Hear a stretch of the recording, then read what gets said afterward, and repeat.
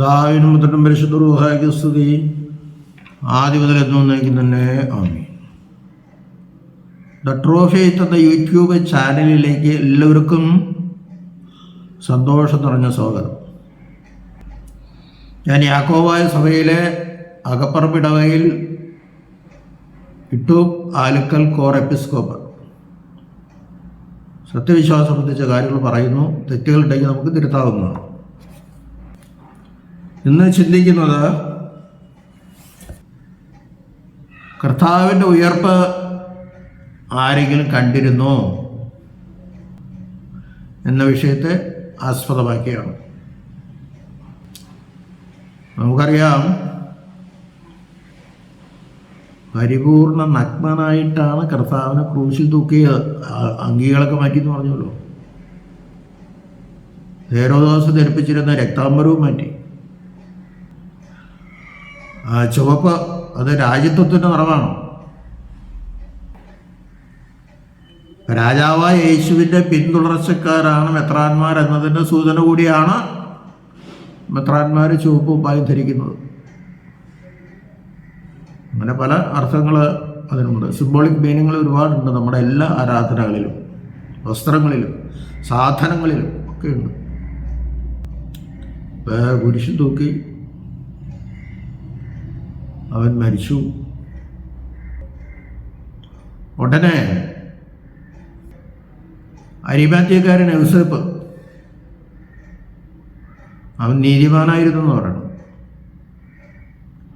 പഴയ നിയമകാലത്ത് നീതിമാൻ എന്ന് പറയുന്നത് ന്യായപ്രമാണങ്ങൾ അനുസരിക്കുന്നവനാണ് നീതിമാൻ. അവൻ സന്നിധി സംഘത്തിൻ്റെ അംഗമായിരുന്നത് കൊണ്ട് പീലാത്തോസിനോടൊത്തിരി അടുപ്പവും സ്വാധീനവും അവനുണ്ടായിരുന്നു. വെള്ളിയാഴ്ച 6 മണിക്ക് മുമ്പ് ശവസംസ്കാരം നടക്കണം. പിറ്റേ ദിവസം ശാബതാണ്. ഈ കൊല്ലത്തെ ശാബത്തിന് പ്രത്യേകതയുണ്ട്. അന്ന് പെസഹായി ശാബത്ത് ഒരുമിച്ച് ശനിയാഴ്ച ഉണ്ടാകണം. അതുകൊണ്ട് മഹാപെരുന്നാൾ, മഹാദിവസം എന്നാണ് അതിന് പറയുന്നത്. അപ്പോൾ വേറെ ആരെയും അങ്ങനെ അടുപ്പിക്കുന്നില്ല പടയാളികളെ. പീലാത്തോസിൻ്റെ സ്വാധീനം ഉണ്ടായിരുന്നു അവിടെ. പീലാത്തോസ് രഹസ്യമായിട്ട് ഒരു വിവരം അറിഞ്ഞു എന്നാണ് പറയുന്നത്. വേദോത്സവത്തിൽ രേഖപ്പെടുത്തിയിട്ടില്ല. ഇവൻ 3-ാം ദിവസം ഉയർത്തെഴുന്നേൽക്കുമെന്ന് പറഞ്ഞതുകൊണ്ട് നമുക്ക് ആ മൃതശരീരം കത്തിച്ച് കളഞ്ഞാലോ എന്നുള്ളൊരു ചിന്ത ചില സന്നിധി സംഘങ്ങളുടെ ഇടയിൽ ഉണ്ടായി. പൊതുവെ ചർച്ച വന്നിട്ടില്ല. ചർച്ച വന്ന യൗസേപ്പ് അതറിയില്ലേ. അങ്ങനെ ഒരു രഹസ്യ ചർച്ച നടന്നതായിട്ട് യൗസേപ്പിന് അറിവ് കിട്ടിയെന്ന് പറയുന്നു. യൗസേപ്പ് ഇതറിഞ്ഞ് പീലാത്തോസിൽ ഇത്തിരി സ്വാധീനം ഉണ്ടായിരുന്നുകൊണ്ട് യേശു മരിച്ചു, അവൻ അടക്കം ചെയ്യാൻ അനുവാദം തരണമെന്ന് പറഞ്ഞു. അവൻ ഇത്രയോ മരിച്ചോ? അതാണ് പീലാത്തോസ് ചോദിച്ചത്. ആ മരിച്ചു. സാധാരണ കുരിശിൽ തൂക്കപ്പെടുന്നവർ അല്ലെങ്കിൽ ക്രൂശിക്കപ്പെട്ടവർ, ക്രൂശിൽ തൂങ്ങുക, ക്രൂശിൽ തൂക്കുക, ക്രൂശിക്കപ്പെടുക, ഈ 3 അർത്ഥം, ഈ 3 വാക്കുകളുണ്ടെങ്കിലും ക്രൂശിക്കപ്പെടുക എന്നുള്ളതാണ് കൂടുതൽ ശരി. അതാണ് ഇപ്പം നമ്മൾ കവുമായി ഉപയോഗിക്കുന്നത്. അവൻ ഇത്രയോ മരിച്ചോ? 6-ാം മണി നേരത്തല്ലേ അവനെ 6-ാം മണി മുതൽ 9-ാം മണി വരെ, 6 മണിക്ക് അല്പം ക്രൂശിച്ചു. പക്ഷെ 9-ാം മണി നേരത്താണ് അവൻ മരിക്കുന്നത്. ഇത്രയോ മരിച്ചു. സാധാരണ ക്രൂശി തൂക്കി കഴിഞ്ഞാൽ 2-3 ദിവസം കഴിഞ്ഞ് അല്പമൊക്കെ മരിക്കണം. മരിക്കാൻ വേണ്ടിയിട്ടാണ് കൈ കാലം ഒടിക്കുന്നത്. ഇതിപ്പോൾ ഒടിക്കാണ്ട് നിവൃത്തിയില്ല, ദിവസമില്ല. വെള്ളിയാഴ്ച 6 മണിക്ക് മുമ്പ് തന്നെ അടക്കണം. സാധാരണ മരിച്ചവർ ആരും ഇല്ലെങ്കിൽ ആരും അടുപ്പിക്കില്ലല്ലോ. സാധാരണ മരിച്ചു കഴിയുമ്പോൾ എടുത്ത് ബെൻഹിന്നോ താഴ്വരയിലേക്ക് വലിച്ചെറിയും. അവിടുത്തെ താഴ്വരയുടെ പേരാണ് ബെൻഹിന്നോ താഴ്വര. അതിലേക്ക് വലിച്ചെറിയും. അല്ലാണ്ട് വേറെ അടക്കൊന്നും അവർക്ക് കിട്ടാമല്ലോ. കഴുകനും മറ്റു പറവുകളൊക്കെ വന്ന് കൊത്തി തിന്നൊക്കെ പോകും. അങ്ങനെയാണ്.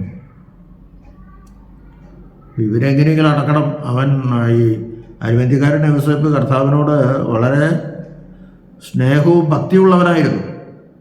പുറമേ കാണിച്ചില്ലെങ്കിലും അവന് അകമേ ഉണ്ടായിരുന്നു. നിക്കോദിമോസും എടുത്തു വന്നു. അവന് 100 റാത്തലാകിയാലും 100 ഒക്കെ കൊണ്ടുവന്ന് അവൾ ക്രമീകരണങ്ങൾ ചെയ്തു. മരിച്ചു എന്നിട്ടപ്പോൾ തന്നെ പീലാത്തോസിന് ഭയമായിട്ട് എത്ര വേഗം അവൻ മരിച്ചൊന്നും സാധാരണ മരിക്കാറില്ലല്ലോ. അടക്കം ചെയ്തോളാൻ പറഞ്ഞു. അനുവാദം കിട്ടി. അല്ലെങ്കിൽ അവിടെ ചിലപ്പോൾ കത്തിച്ചു കളയവർ. പേടിയതാണ്. വേഗം കൊണ്ടുവന്ന് അടക്കം ചെയ്തു. യോസേപ്പിൻ്റെ കല്ലറയിൽ തന്നെ പാറയിൽ കുത്തി കുഴിക്കപ്പെട്ടതായ പുതിയ കല്ലറ, അവനുണ്ടാക്കിയ കല്ലറയാണത്. ആ കല്ലറയുടെ അകത്ത് കിടക്കുന്ന കാര്യമൊക്കെ ഞാനിതിന് മുമ്പ് പറഞ്ഞിട്ടുണ്ട്. അതുകൊണ്ട് ഞാൻ വിശദമായിട്ട് പറയുന്നില്ല. മൃതദേഹം അവിടെ വെച്ചു. ആ കല്ലറയുടെ ഉള്ളിൽ രണ്ട് അറ കിടന്നാൽ കല്ലറയിൽ മൃതദേഹം വെക്കുന്ന കല്ലറ കാണാൻ പറ്റും. ഒരു സ്റ്റെപ്പ് കഴിഞ്ഞു, അതൊരു കല്ലറ. അതിൻ്റെ അടുത്ത കല്ലറ, അവിടെയാണ് യേശുവിനെ വെച്ചത്. മണ്ണിട്ട് മൂടില്ല എത്താ പോലെ ആ കല്ലറയിൽ വയ്ക്കും. ആ കല്ലറയുടെ വാതിക്കൽ ഒരു വലിയ കല്ലുരുട്ടി വയ്ക്കാനുള്ള ദ്വാരമുണ്ട്. ആ വലിയ കല്ലുരുട്ടി വയ്ക്കും.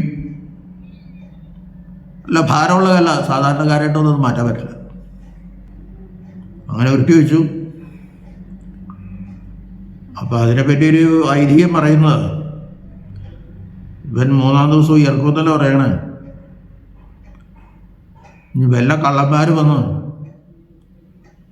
കല്ലറ മാറ്റിക്കളഞ്ഞ് അവൻ്റെ മൃതദേഹം എടുത്തുകൊണ്ട് പോയിട്ട് അവൻ ഉയർത്തെഴുന്നേറ്റെന്ന് പറഞ്ഞാൽ അതിൽ വലിയ ചതിയാണ് ഇങ്ങനെ വരാൻ പോണത്. അതുകൊണ്ട് പീലാത്തോസിനോട് 3-ാം നാൾ വരെ കല്ലറ ഉറപ്പാക്കാൻ അനുവാദം തരണമെന്ന് പറഞ്ഞു. ഉറപ്പാക്കിക്കുമെന്ന് പറഞ്ഞു. നിങ്ങളാലാവുന്നിടത്തോളം ഉറപ്പാക്കിയോ. ആ കല്ലിന്മേൽ കല്ല് ഉരുട്ടി കൊണ്ടുവന്ന് ആ ഓവിൽ അങ്ങനെ ഇട്ടാൽ, ആ ചാലിൽ വീണാൽ പിന്നെ കല്ല് അത്ര എളുപ്പത്തിൽ മാറ്റാൻ പറ്റില്ല. ആ ചാലിൽ ഞങ്ങൾ വീണ് കഴിയും.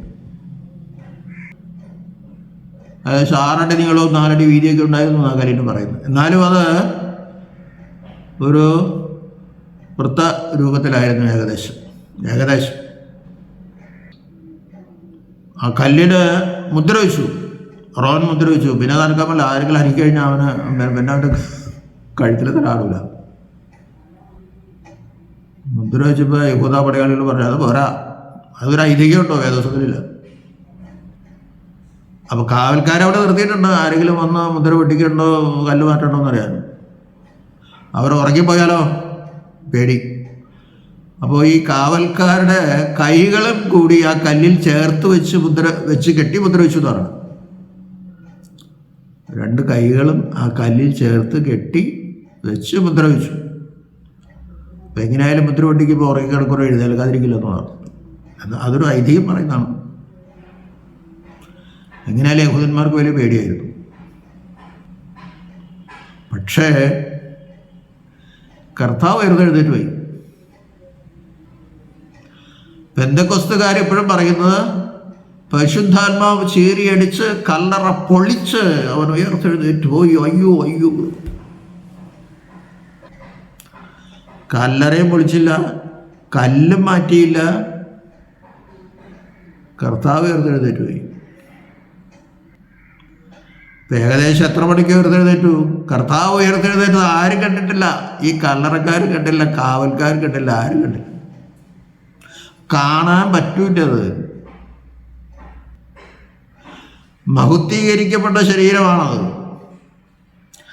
തേജസ്കരിക്കപ്പെട്ട ശരീരമാണത്, രൂപാന്തരീകരണം വന്ന ശരീരമാണത്.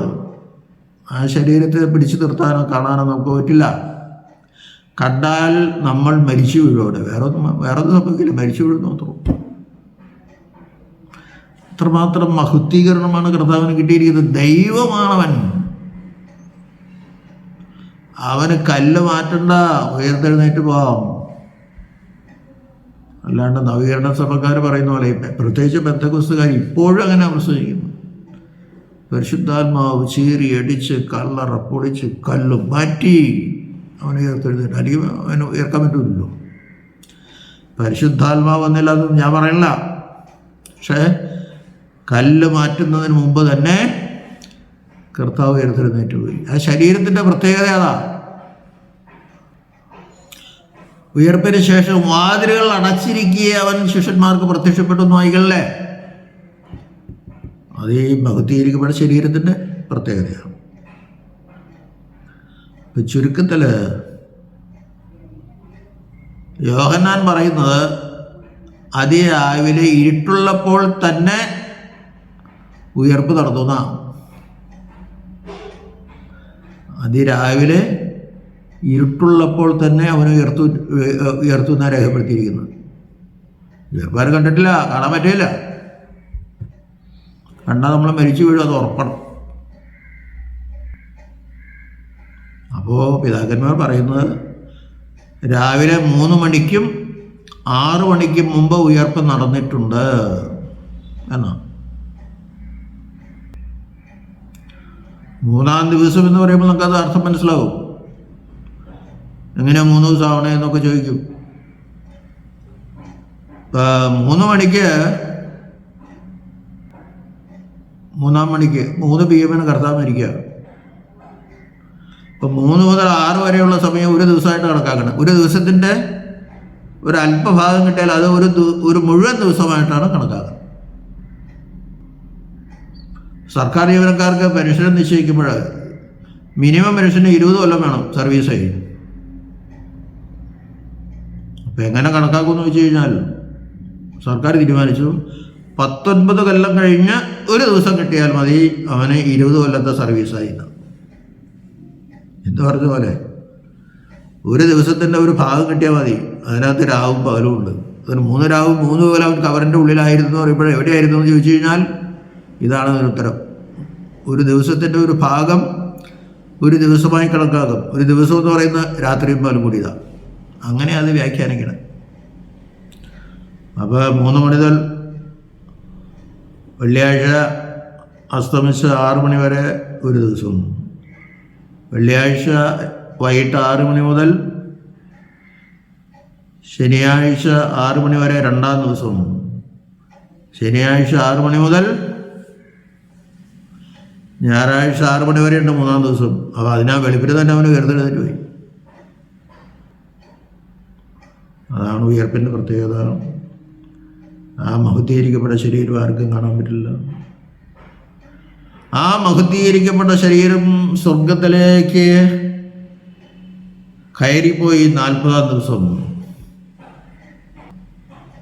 പക്ഷേ ആ മഹത്വീകരണം നമുക്ക് കാണാൻ പറ്റില്ല. കണ്ടാൽ നമ്മൾ മരിച്ചു. അതുകൊണ്ടാണ് ഒലിവുമലയിൽ ശിഷ്യന്മാരോട് വരാൻ പറഞ്ഞു. അവർ നോക്കി നിൽക്കുക. അവൻ പയ്യെ പയ്യെ പയ്യെ പൊങ്ങി പൊങ്ങി പൊങ്ങി മേഘത്തിൽ മറഞ്ഞു. അവൻ വീണ്ടും വരും.